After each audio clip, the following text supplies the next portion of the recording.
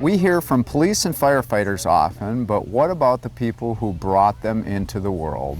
Mothers tell us about their children working in law enforcement and what worries them most. Show the Love. A White Bear Lake firefighter is launching a campaign to thank police officers for their service. We'll hear the details in this half hour.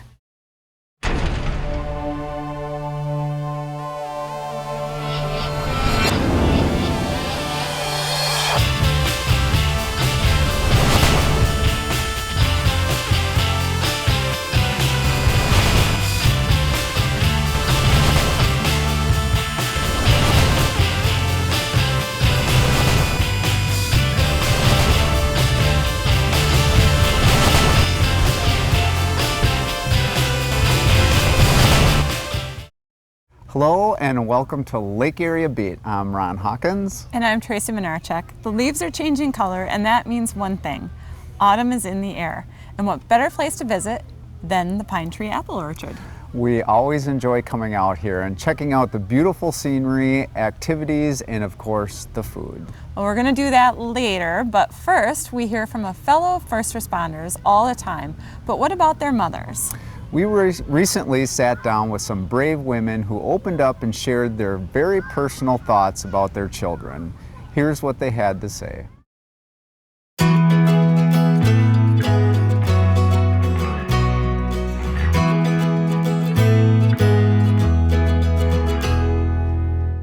says, Mom, I always wanted to be a firefighter. You're like, oh, forget it.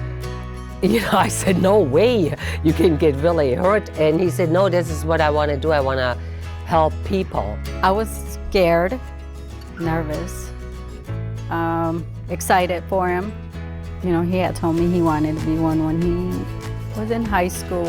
I'm like, why? I don't know if you know the show Cagney and Lacey, the two women police officers. She was really pretty impressed with him. And I don't know if that's what started it. When he was younger, maybe that's how he wanted to be a police officer. He worked at McDonald's when he was in high school, and they were held up. And so he was, there was a gun, you know, he was held up by somebody that came into McDonald's, and he was pointing the gun at Phil, and he said, "Are you the effing manager?" And Phil said, "No, sir." My first inkling was when he got into the Dukes of Hazzard TV show. That was my about like 9 years old, but more seriously when he was about a sophomore in high school. And he definitely, you know, said he was looking at that career. And yeah, I was, you know, anything my kids would want to do, you know, their heart and soul is into it, and his was.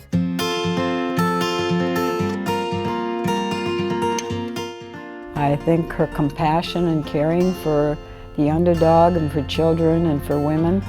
I think women as police officers, I think, are very good in domestic problems with children and women. I know she tells me that they call her the girl. She doesn't like that. Or they call all of them the girls, oh, that girl. But no, I'm not so much worried that she's a woman in law enforcement. I think she can handle herself really well.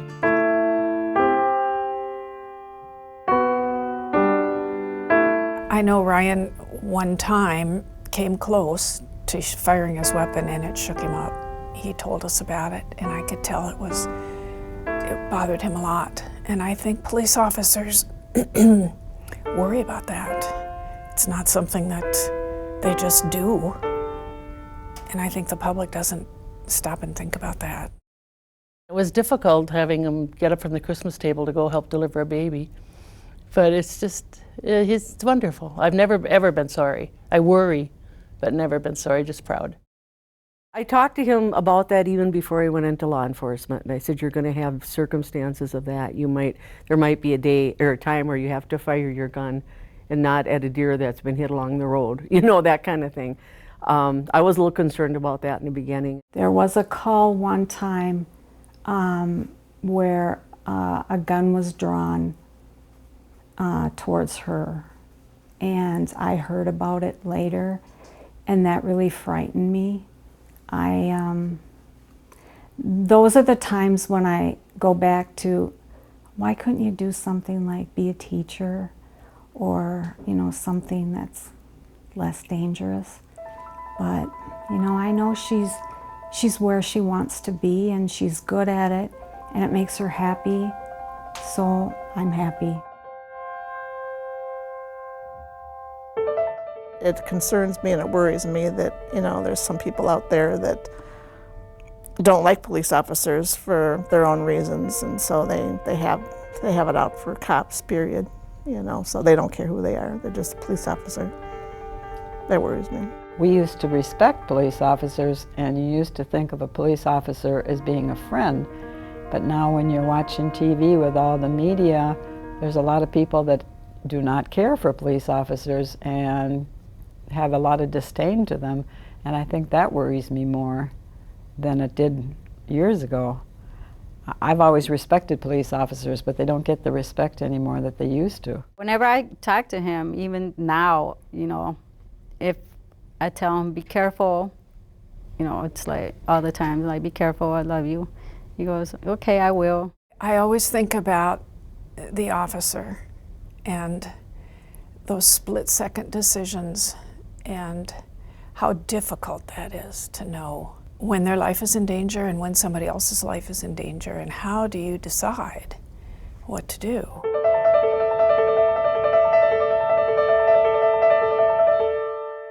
We owe those young men and women so many kudos because you don't realize what they give up to be a volunteer.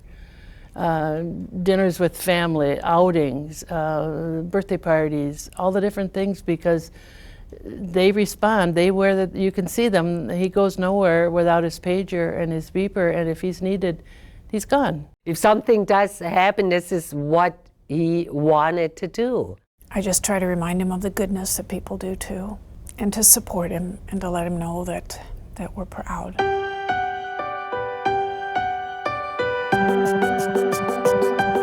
She's a good mom, she's a good wife, and a good person in general. It's amazing for me as a mother to see her with these many different hats and these many different roles that she can take on. He's a father, he has 3 children, he has a husband, he's a good person, he's more than just a cop, he's a son.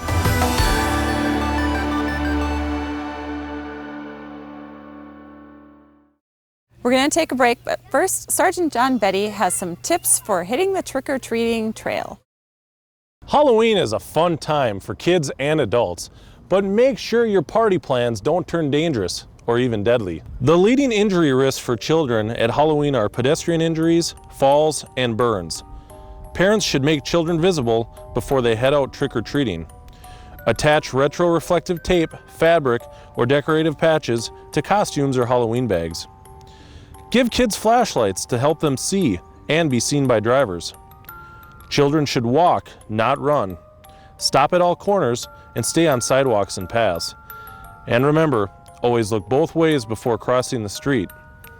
An adult should walk with children under the age of 12 and instruct your kids to stop at only homes that are well lit. Choose makeup or face paint instead of masks when possible, and make costumes short enough to prevent trips and falls. Look for flame-resistant labels on costumes, masks, beards, and wigs. And keep candles, pumpkins with candles, matches, and lighters out of children's reach. For drivers, be extra cautious due to increased foot traffic. And remember, Minnesota law requires drivers to come to a complete stop for pedestrians in marked crosswalks. Finally, don't drive drunk. We want everyone to have a good time, but don't risk arrest or worse, killing someone. Plan ahead for a sober ride. We want to wish everybody a happy and safe Halloween. Hello everyone, I'm Paul Anderson, host of North St. Paul Notes on Channel 16. North St. Paul Notes is a monthly show that will keep you up to date on the news and events that are of interest to the residents of North St. Paul. This month we're going to talk about Fire Prevention Week with members of our fire department.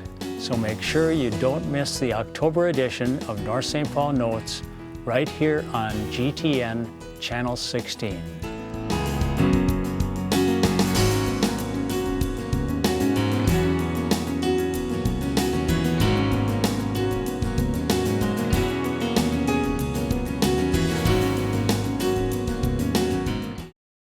It seems every year around this time we're talking with a particular White Bear Lake firefighter about his latest fundraiser. Jeff Loeks has another campaign in the works, and it couldn't come at a better time. He's joined by his teammate, Beth Bible. Thank you both for being here. Thank you for having us. And Jeff, of course, we know you, so if you don't mind, can we talk about Beth? And thank you for being on the show for the very first time. And tell us a little bit about yourself and your background. Well, I've been with White Bear Fire for 10 years now. I've been in the EMS field for about 15. And I've also been a law enforcement dispatcher for approximately 15 years.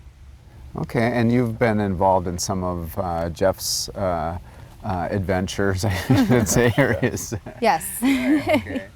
So let's get right into it, Jeff. Tell us about your upcoming fall, I don't want to say adventures, but they are adventures. They are, yeah. But fundraising efforts. Every fall when a lot of the summertime activities are done and we have more time, I kind of spend a little bit of time alone just to think about what we could do to make a difference.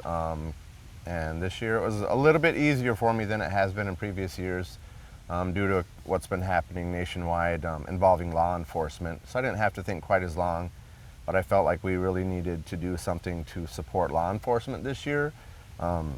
We obviously work side by side with them, and you know, we see a lot of things with them, and I've never seen the bad side of law enforcement that some people think that they may have, and I just think it's important that they see from the firefighters and from the EMS and from nurses that we do support them and that we back them up. So.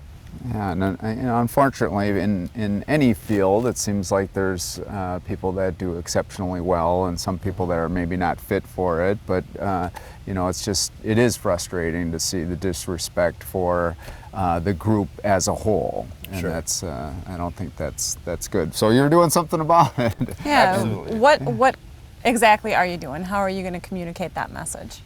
This year we are actually starting on the Minnesota-Canada border. And what we're asking people to do is, and allowing them to do, is sponsor a specific department. So for example, we had a nurse that wanted to recognize her hometown of Baudette, Minnesota. So we're actually starting on the border, we're going through Baudette, and we will present an award that's paid for by these donations, and we will stop in that department. We'll also have a certificate with the donor's name on it and say, you know, this person or these people wanted to recognize you and thank you for what you do. So as people continue to support, we're off to a better start than I could have hoped for. We actually have kind of a planned route, but we love to just see how things end up going. And if we have to hit, you know, I hope we have to hit 100 police departments, you know, on the way down to the Iowa border. And people, by sponsoring them, will make sure that that happens. And like always, we share all the photos, and that's what's exciting about this, is we don't know exactly what it will become, but that's the plan. And Beth, this is actually the whole thing is new to both Jeff and you, Beth. But what do you think about this whole thing? Are you kind of nervous about it, or are you pretty excited? I'm excited. I'm excited. A little nervous with being stuck in a car with Jeff for that many days, but other than that, I think it's going to be quite the adventure. And it's different. You've done a walk. Yep.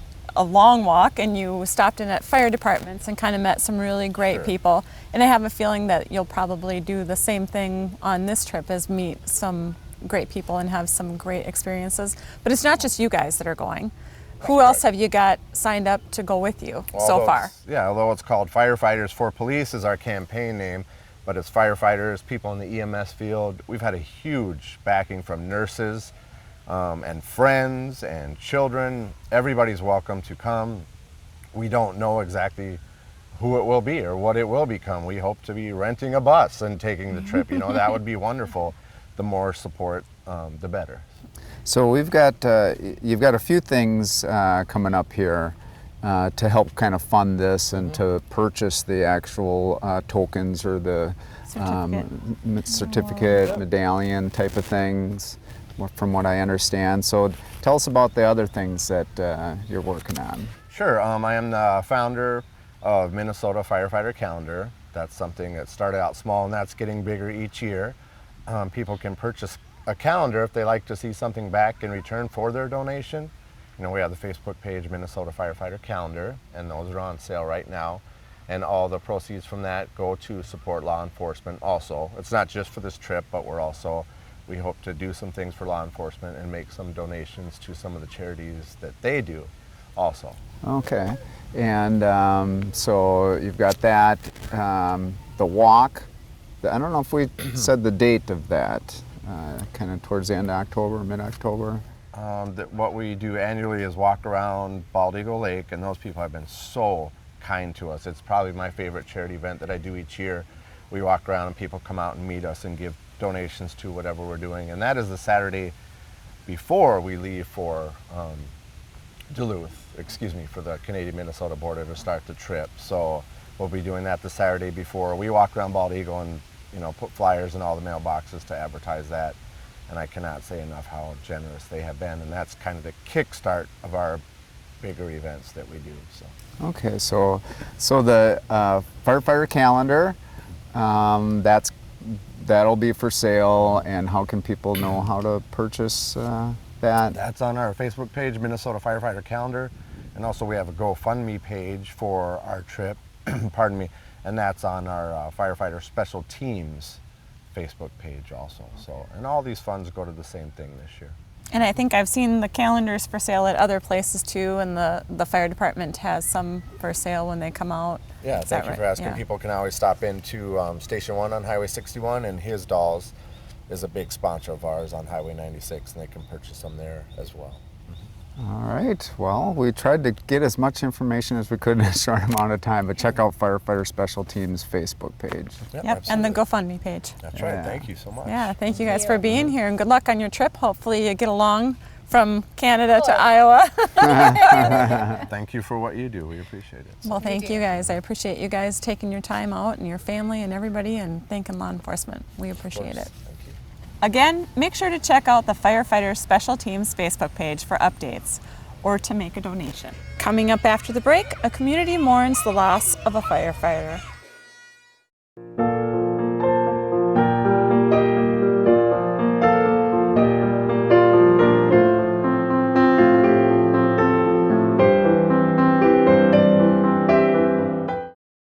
Welcome back. Firefighters and EMTs received some special recognition for their CPR team. Chris Voss is here to tell us more. Thank you for being here, and look at what you've got there. What is this all about?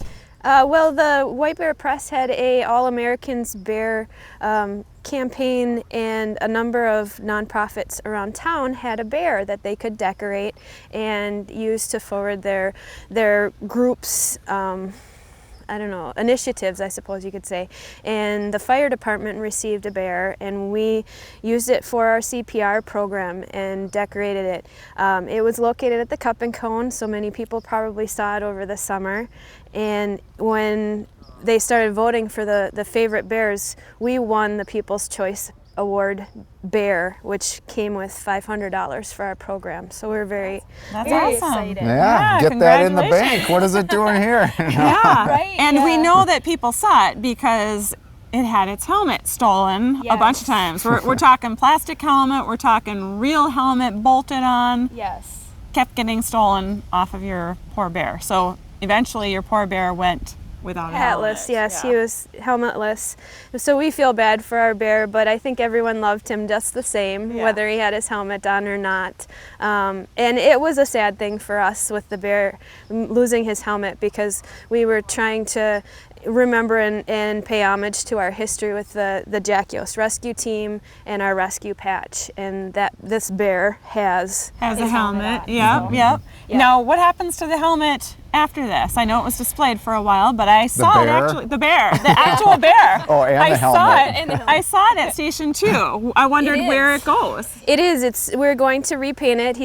The paint has been loved off of this bear over the summer, and it's going to be spruced up a bit, and it will be at Station 2. I hear rumors that we may try and put another helmet on it. And a lot of lighting and next to some squad cars. Yeah, I think I might have to buy a camera to, Yeah, and we ask, please respect the bear, because it's for historical reasons, for the history of the fire department and And the purpose of it was, you know, we designed it specifically with kids in mind, knowing it was going to be at the Cup and Cone, and we wanted to teach people CPR and how to save a life, and not have people be afraid to come and try. And so we had this colorful, you know, red heart design, kind of like a fire Dalmatian spot with red hearts all over it, and kids loved it, and we've taught over 1,000 people CPR this year, so it's been effective, and hopefully that will translate into saved lives. And tell us the difference about the heart safe communities that you've had, that in the difference in your programming and what it's done for the community. Yeah, historically we've had a very strong CPR program at the fire department. Ron's been a part of that for probably at least a decade more than I have, so he's a very important part of that himself. Before we started Heart Safe, in the 5 years prior, we did about 500 people learn CPR through us. And when we started Heart Safe in 2012 now, we've had over 5,000 people try CPR. And this year alone, we've had over 1,000 people, many of which at Market Fest or at the CPR Bear throughout the summer. And the CPR program doesn't have its own funding or anything, so this pays for mannequins and lungs and books and masks and one-way valves, all sorts of things like that, yeah. And I think our goal, the CPR program that you head up, I think the goal is to keep the costs down. And do you also, other than CPR, what other types of classes do you offer? And I understand there's maybe different levels of CPR that you teach? Different costs? Absolutely. The resuscitation is kind of a science that has building blocks, and the first step would be your hands-only compression CPR, and then adding an AED to that. So those are the classes, the types of things that we do in the community with Market Fest and stuff like that. We have some free classes that teach those skills.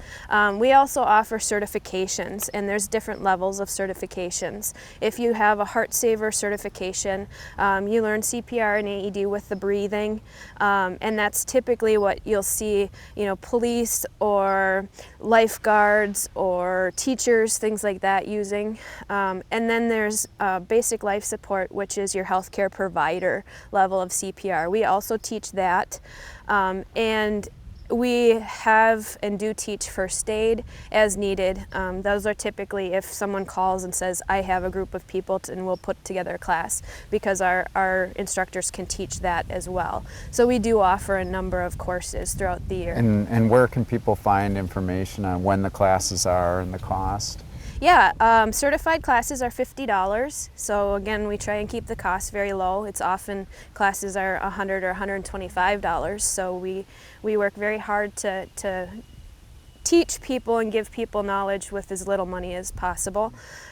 It's located on the White Bear Lake Fire Department Facebook page, and there's also a link on the city's website to the fire department that there'll be a little thing that says CPR classes, and you can just call and register up at Station 1 with us. All right, well, very good. Yeah. And sounds like different levels for anybody that maybe wants a non-certified class. They just want to kind of know. Refresher maybe, that they just want to see if they can sharpen their skills. Absolutely. We typically do about 2 classes a month during the school year.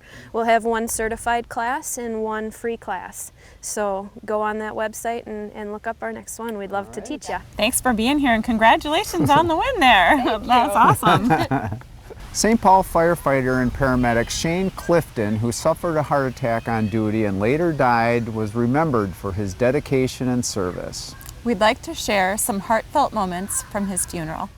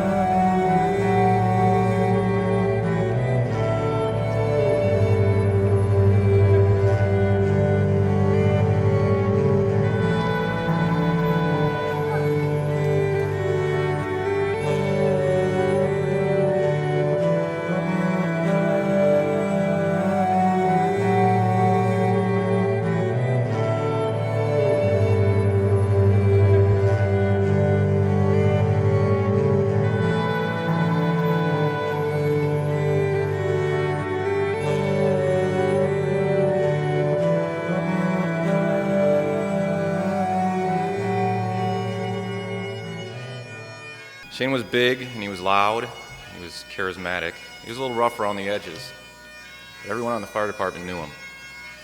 I'm really fortunate that I was one of the few that got to spend a lot of time with him, worked a lot of years with him.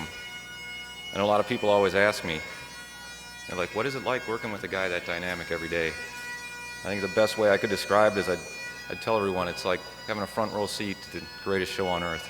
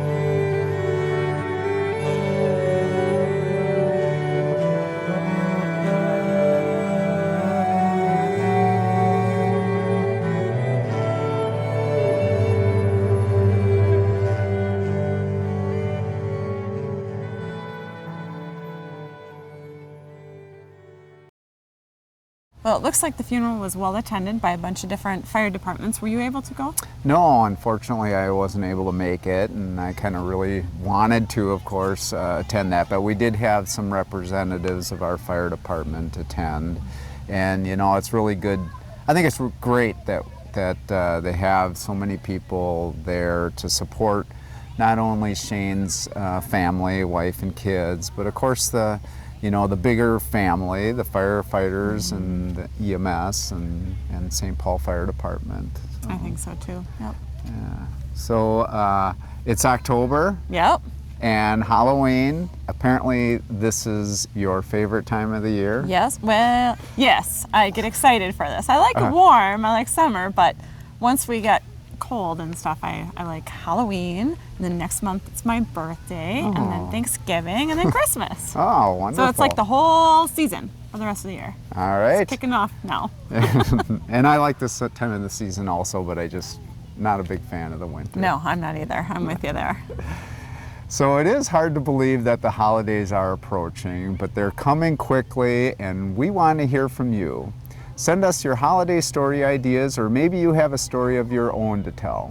Visit us on Facebook, post your ideas, check for updates, and you can even watch the show if you missed us while you're there. Well, that wraps up this edition of Lake Area Beat. Thanks for watching. Have a safe and happy Halloween, and we'll see you next time.